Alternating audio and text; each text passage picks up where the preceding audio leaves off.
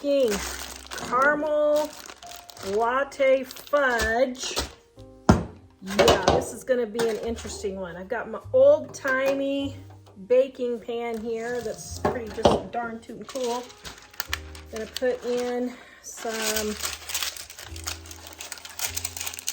parchment.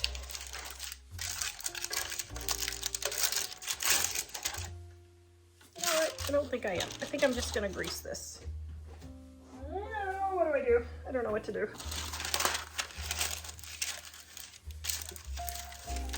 No, I think I'm gonna use parchment.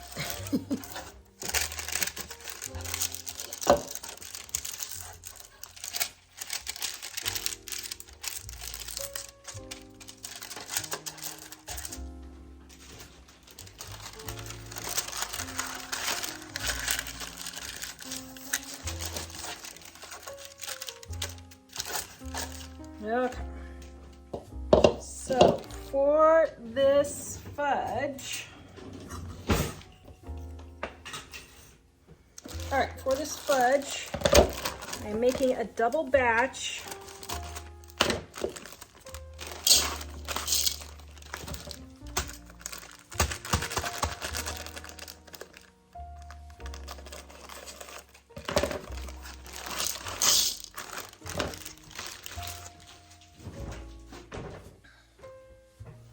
So we're gonna warm up our chocolate chips first.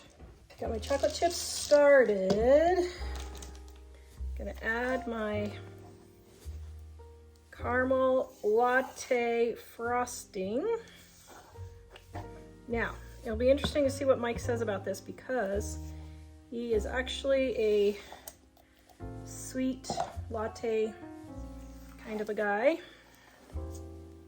He didn't drink coffee for years, and one time he went to a blogging conference about what, well man, 15 years ago I guess, and they had nothing there but coffee to drink, and so he put some with a whole bunch of cream in it. Now he drinks coffee. Okay, so now we're going to go ahead and melt this. All right, let's see how much this is getting melted.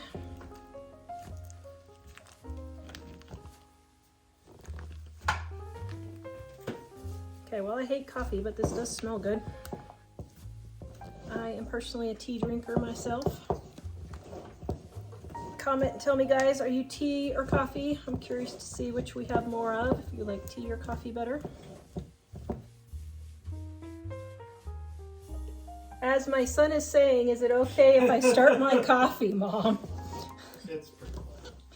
Yes, you can. Right now, you can get all of our cookbooks and our price book for 40% off right now. The link is in the description below if you want easy recipes to get you in and out of the kitchen quick that your family will love with inexpensive ingredients that everybody has on hand. Go check out our cookbooks. This is only one of 2 sales where this is the lowest price of the year. Go check it out in the description below, livingonadime.com. Now you don't want to overheat your fudges because if you do, then your chocolate can seize, and so that's why I go in 30-second increments and just really mix it in between to make sure. Okay, that's looking pretty good. All right, so now we've got our caramel bits here. We're going to put about 3/4 of them in the fudge. And then we're going to leave the rest for the top. Maybe a few more for the top. All right, we're going to mix that in.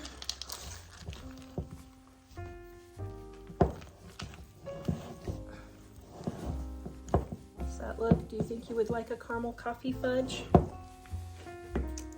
Looks interesting. It looks interesting. All right.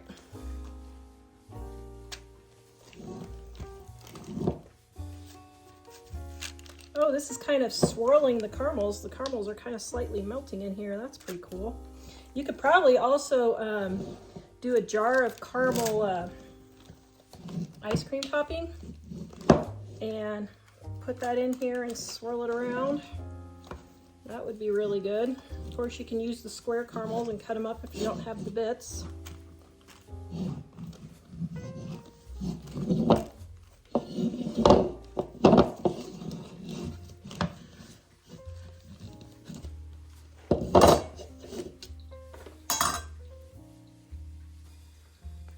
All right, son, do you want to lick the...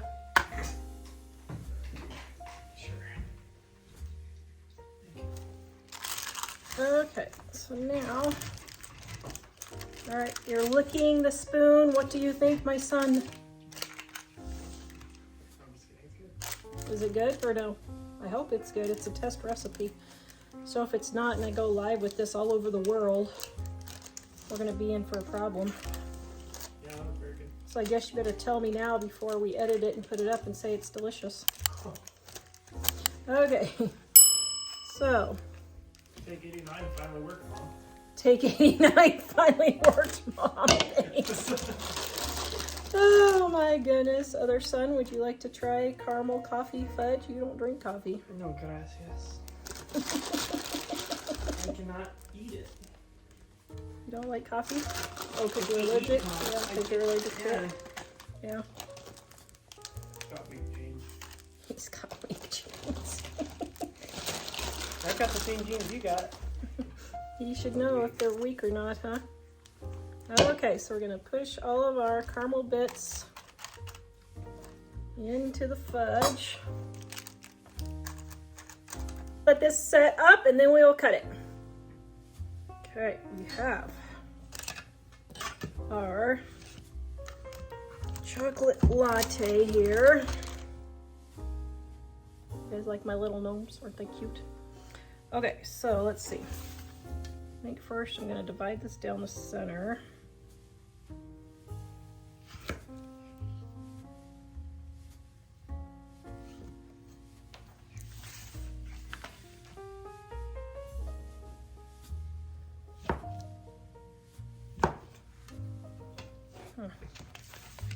Okay.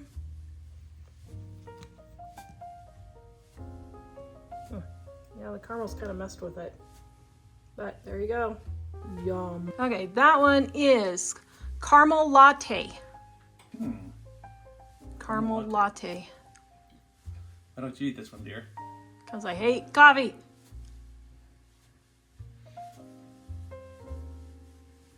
Really good. Yum. Oh, yum.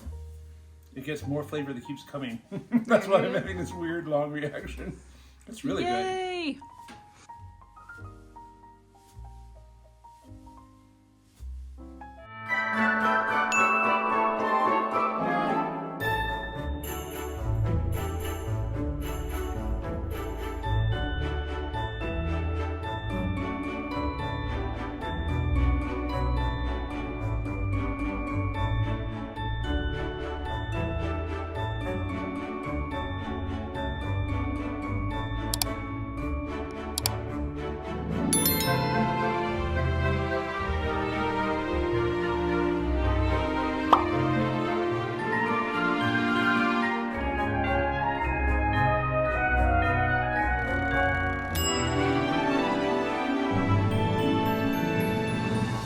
We are making Grinch fudge. All right, there's the white chocolate chips and our cream cheese frosting.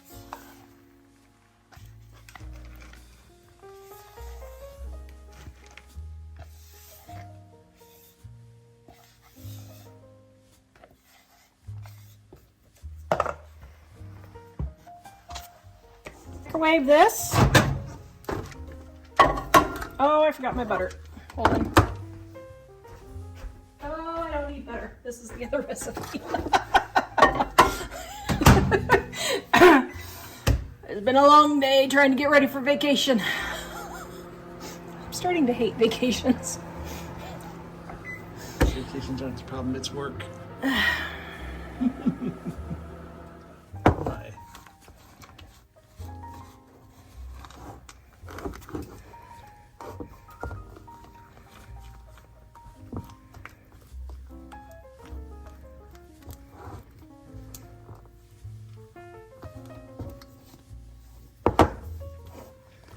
I was testing to see how hot the bowl is to see if I should do it some more. If it's too hot for you to hold, then do not microwave it again. Just let the residual heat finish melting your chocolate. Now this, I can hold it. It's got just a titch of heat, but it might be enough to go ahead and get this melted or not. Okay, 20 more seconds.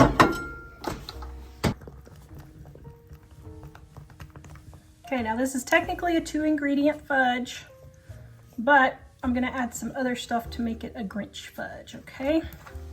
All right, so the first thing I'm gonna add is food coloring. Now it's best to do powdered food coloring. If, I don't know, do they even make powdered food coloring anymore? I don't know, somebody comment and let me know. Okay, there we go. Well, or never mind. I think because I have the frosting in here, it's not making my chocolate see, so that's good. Ooh, that's the perfect Grinch color, isn't it? It looks like Irish fudge. And for our St. Patrick's Day fudge. Kind of like the swirls in that too, actually. That's pretty cool. Swirly. Should I leave it swirly? Sure. Okay, so I'm reusing my parchment paper from another fudge that I made. Gonna leave it a little swirly.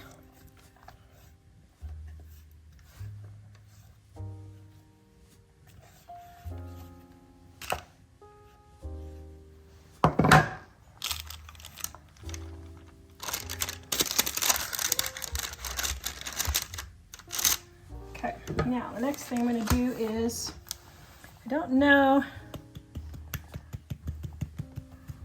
sprinkle some gold dust on it. I'm gonna wake up in the middle of the night and you're gonna think that an angel took my place. Right here. Yep. Let's roll this around just a little bit.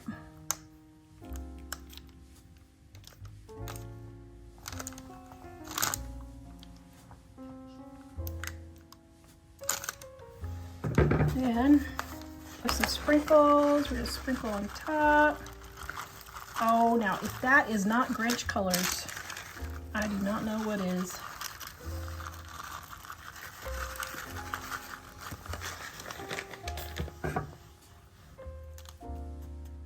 Kind of tap them down so they get in the fudge and don't fall off.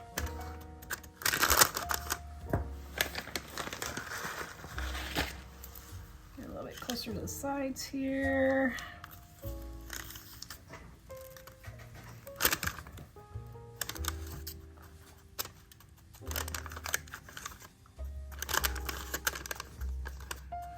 Aha, okay.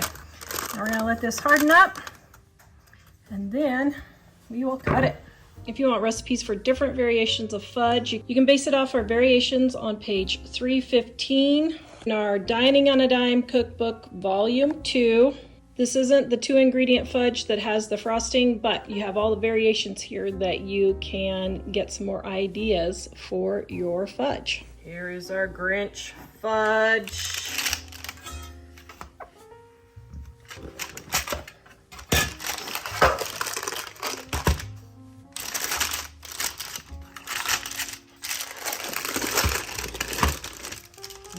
Whoa, that's pretty. Okay, so I'm gonna cut it backwards, I think. So, in half. And then thirds.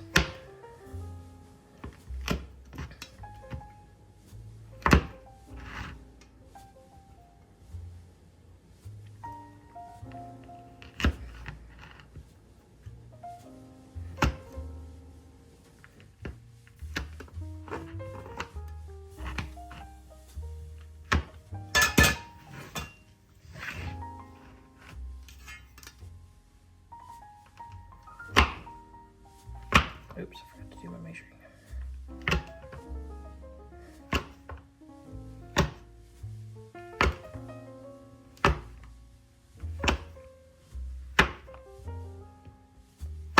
Okay, let's see. do you think it turned out? Oh, wow. Oh, that's great. Oh my goodness, that is great. Okay, I'm gonna take a guess and say this is going to be my most popular recipe, I'll bet. All right, comment guys and tell me if you think this is gonna be my most popular Christmas candy. I bet it will. Do you think it will? Oh my goodness, that turned out so cute. So darn tootin' cute. What do you think, Jack? Think the kids at school would like it? I'm sure they would. Even if they are in high school? I think it would vanish quite rapidly.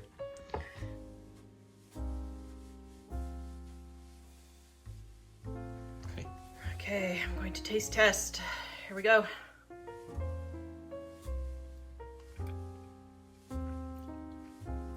Oh, it's too bad we didn't have a Grinch outfit and I could have changed it to a Grinch outfit after I took a bite. That would be funny. Oh, okay, that is really good. I don't know, what, did we use the almond bark for this? I can't remember. But whatever one we used, it's really good. I think so. Oh, yum. Okay, here's your Grinch fudge, guys.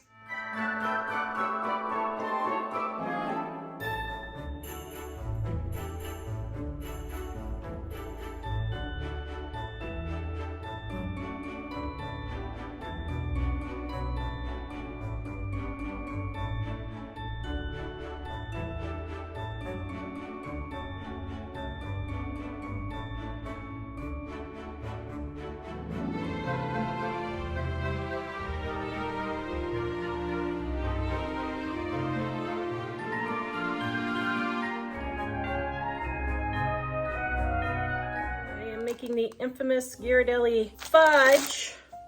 Everyone kept recommending this, so I'm going to do this recipe. So I'm going to melt my chocolate,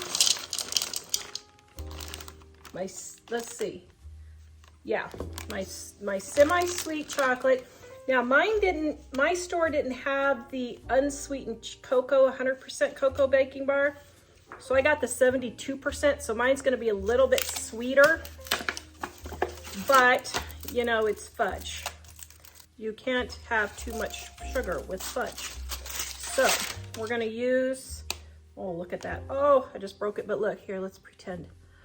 Oh, look at that beautiful bar. Okay, so now, got that. Now the next thing you're gonna do is add your sweetened condensed milk after the chocolate is melted. Okay, so we're gonna melt this first. Okay, my chocolate looks like, ooh, looks like it's getting melted. All right, I'm going to get this all stirred in.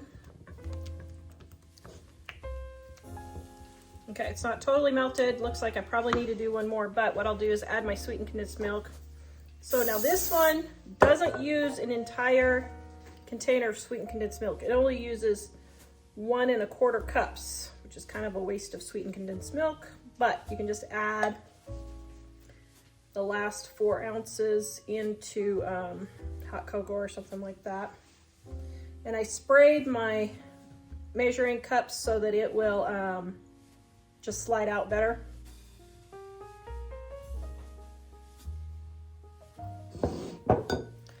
People, we do not have time to be waiting for our condensed milk to come out of the package.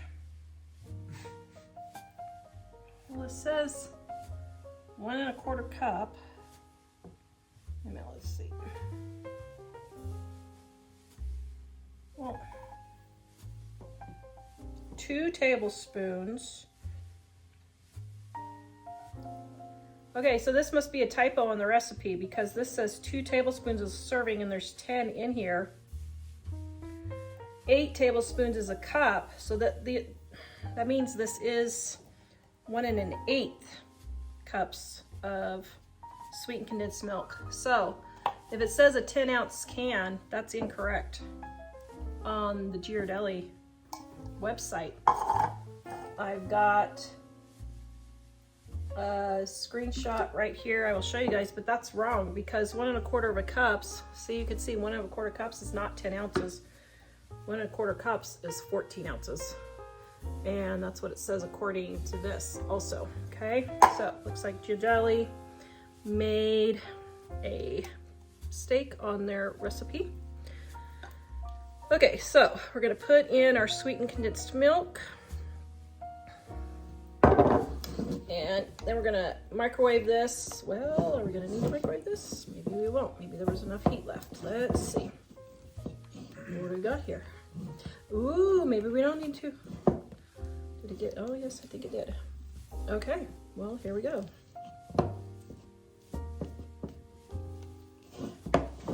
So we're gonna get this all mixed in.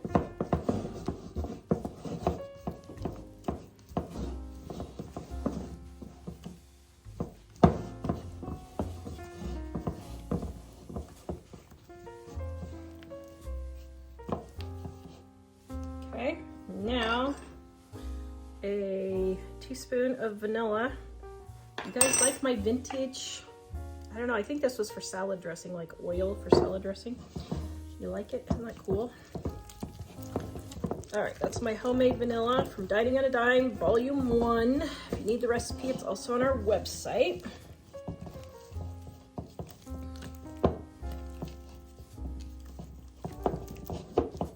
Okay, now if it's getting too thick, you can warm it up for 20-30 seconds, but I think this will be fine to get everything mixed in the pan. All right, I'm using my silicone pan for this one.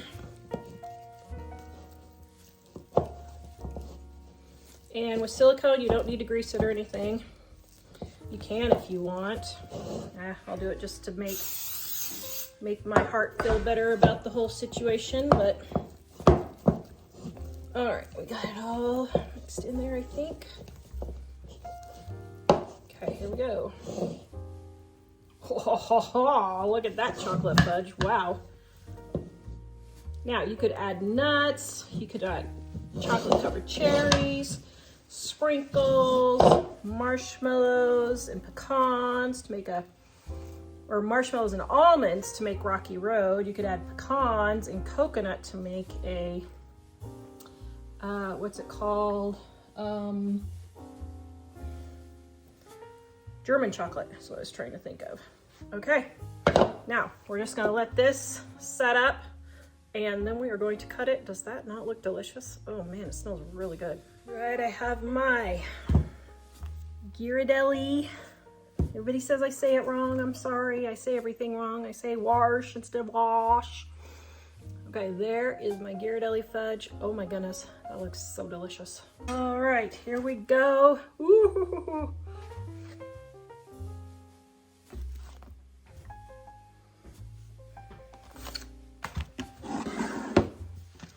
Okay, so I just weighed this, and this is almost 2 pounds of fudge. Just shy of 2 pounds of fudge. So that means that this is for retail. Fudge is going for $16 to $20 a pound. So let's say $16. We'll say $15 for easy calculating, but this is just under $30 worth of fudge, probably $23 to $25 worth of fudge. The ingredients were 1, 2, 3, 4, 5, 6, 7, 8, 9, 10, 11. $11 for the ingredients, and you could retail this for $25 if you're doing a bake sale or something. So just so you guys know, that's how you could do it, okay?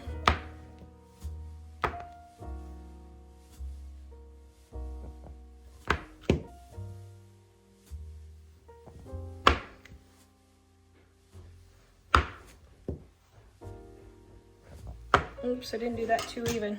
Okay, so, whoops, there's a chocolate chip that didn't get melted. Oh, look at that. Oh my goodness, that looks so delicious. Okay, that one is regular chocolate fudge. Mmm. Is that delicious? Mm-hmm. Wow, that's really good.